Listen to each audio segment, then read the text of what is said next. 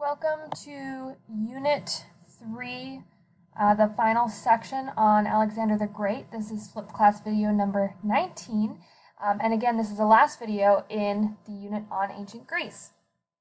So, just to review, we've talked already about the Persian Wars between Greece and Persia, fought because Persia was upset with Athens for aiding the Ionian rebels in Anatolia. Persia comes in, fights Athens. Athens gains support of other city-states, including Sparta, and they are able to fight back the Persians, and they're victorious. Then we see a golden age in Greece under Pericles, which lasts for a good 50 years before Athens and Sparta start to go after one another in the Peloponnesian Wars. And this war is going to end with Sparta's victory. So this video is going to be about what happens after the Peloponnesian War. And it's going to deal with Alexander the Great. But before we get to Alexander the Great, let's hear a little bit about Macedonia. So Macedonia, as you should already know, is the area to the north of Greece. It is a non-Greek kingdom to the north of Greece, and most Greeks viewed the Macedonians as uncivilized barbarians. They were very separated from Greece, and again, they're located to the north. Macedonia originally starts out as a standard size kingdom. It's that blue area there. Macedonia begins to spread, begins gaining power, momentum, and this is going to help them when they decide to attack Greece. King Philip II is king of Macedonia when the Macedonians attack Greece. After the end of the Peloponnesian War, Greece was weak and could not unite together to fight off the Macedonians. The Spartans and the Athenians were fighting one another in a war that lasted many years. And so both sides were weak. Many city-states were weak from first the Persian Wars, then the Peloponnesian Wars. And so Philip II is going to invade Greece with his newly organized army.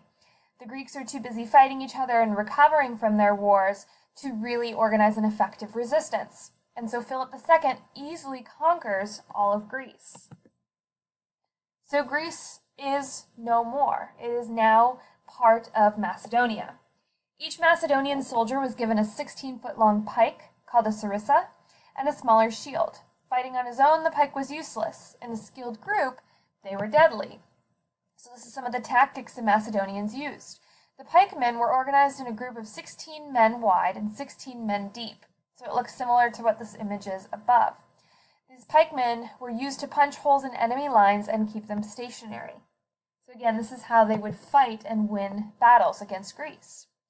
The Macedonian phalanx was impossible to defeat from the front, but weak on the sides. So they also relied on fast-moving cavalry. Cavalry is the riding of horses into battle, to attack the enemy flanks, or sides and back.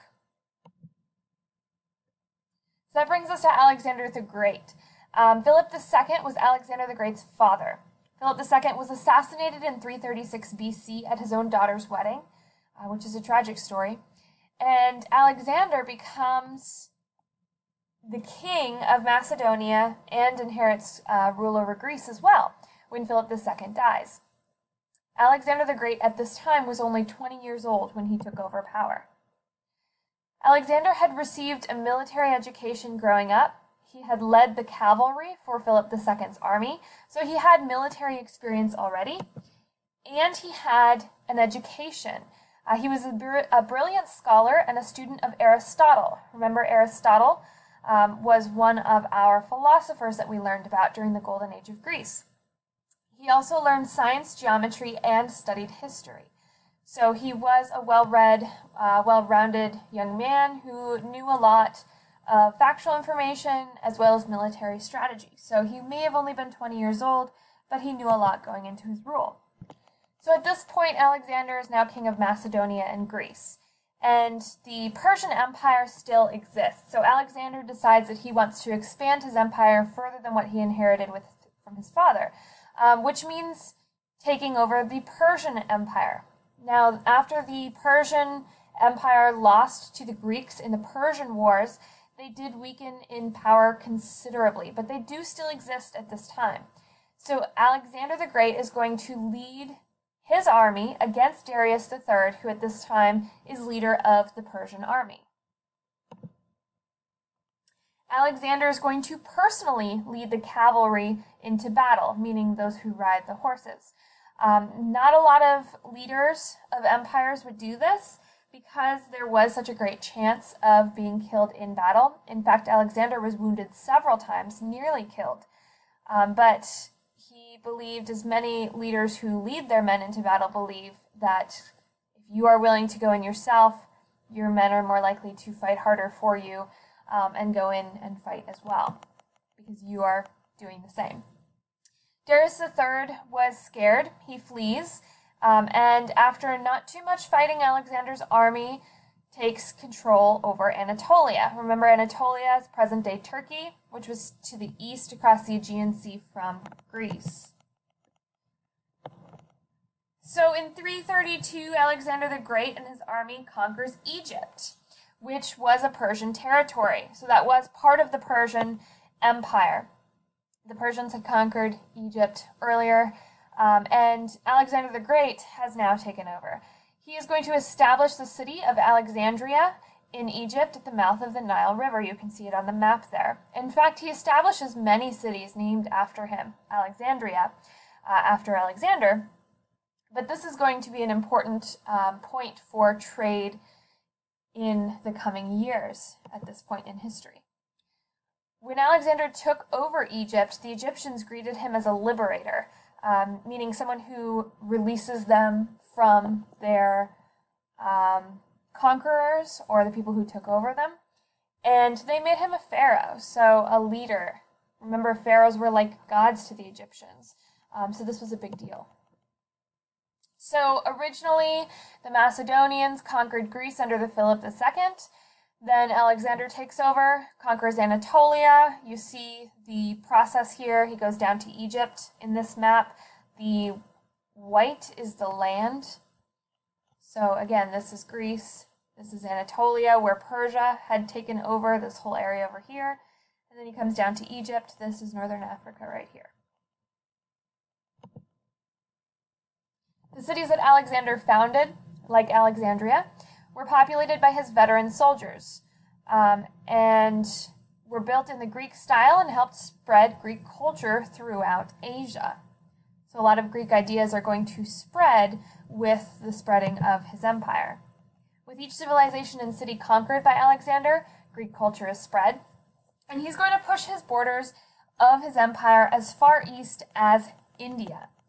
He leads his army east. It takes 3 years to get to the Indus River, just before entering India. After 10 years of fighting and marching from first leaving Macedonia, his troops refused to go into India. So they made it all the way to the Indus River, and his troops refused to keep going. They had been away from home for 10 years, and they didn't want to do it anymore. And so they refused, and so Alexander ended the expansion of his empire. So everything here that is in that reddish-orange color is what was controlled by Alexander the Great. So you see it goes all the way to the Indus River here, right on the edge of India, which would also be around the Hindu Kush Mountains.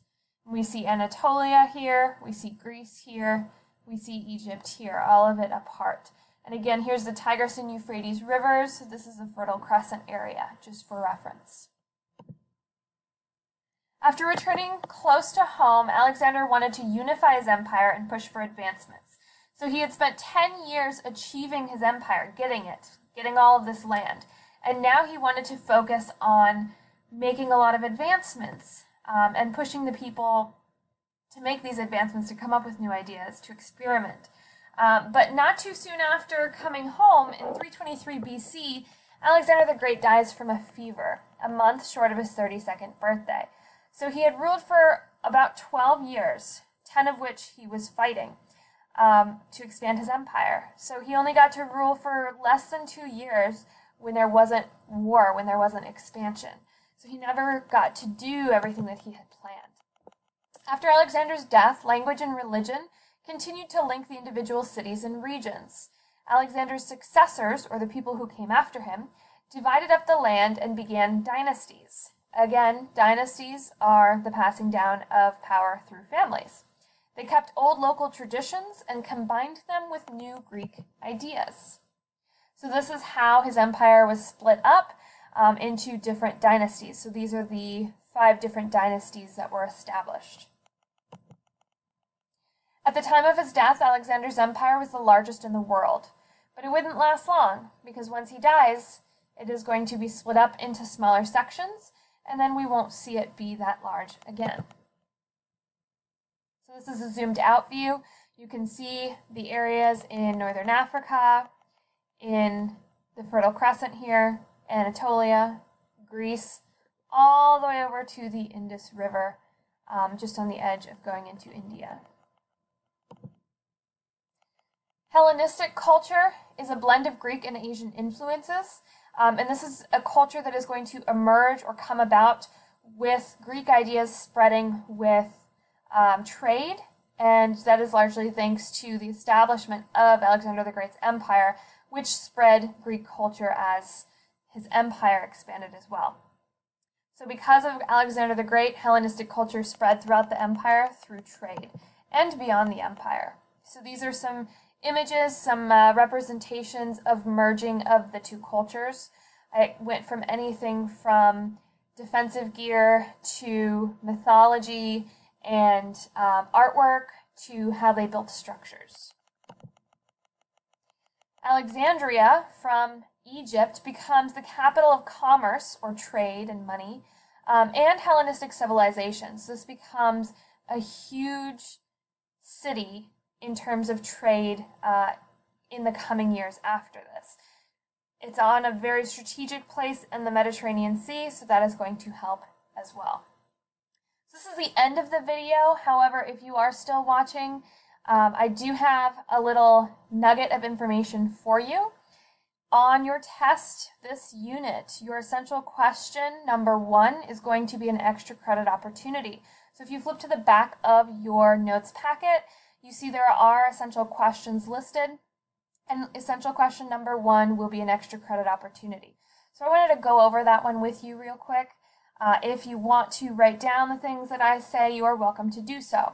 So it asks about physical geography of the Aegean Basin, meaning the area around the Aegean Sea, and its impact on Greek economic, social, and political development, as well as patterns of trade and colonization. So this is a bit of review, but the main ideas here, of course, are mountains. Mountains are going to be a huge geographic feature that separates city-states. We've talked about this. It means because they're so separated from these mountains that different political structures are going to form. Remember MATD, monarchy, aristocracy, tyranny, democracy in Athens, and oligarchy in Sparta, and other city-states will have other government structures as well. And mountains and seas are going to have an impact on trade and resources. So remember, farming is going to be more difficult. So it's good that they have access to the seas because they're going to expand over the seas and set up cities in Anatolia to kind of expand their land, have more farmland. Trade is going to be important, but trade is largely going to happen across the seas. And so remember, Athens becomes a huge naval power because of their access to the seas. They are located close to the sea, and they are going to use that closeness to the sea to their advantage in the military strategy, as well as trading, making money. Even battles were often fought on sea, or travel to fight battles was done by ship. So battles were influenced by the fact that there were so many mountains, the geography was hard to travel along. Sparta allied with city-states on the Peloponnesus Peninsula when it came time to fight Athens in the Peloponnesian War. So the closeness of the city-states had an impact. The fact that they were on a different peninsula likely had an impact. So geography had a huge impact on all of these things, the political, economic, social structure of ancient Greece. So these are some of the things that you can put on your test if you would like to. You can go into more detail, or you can find other pieces of information as well.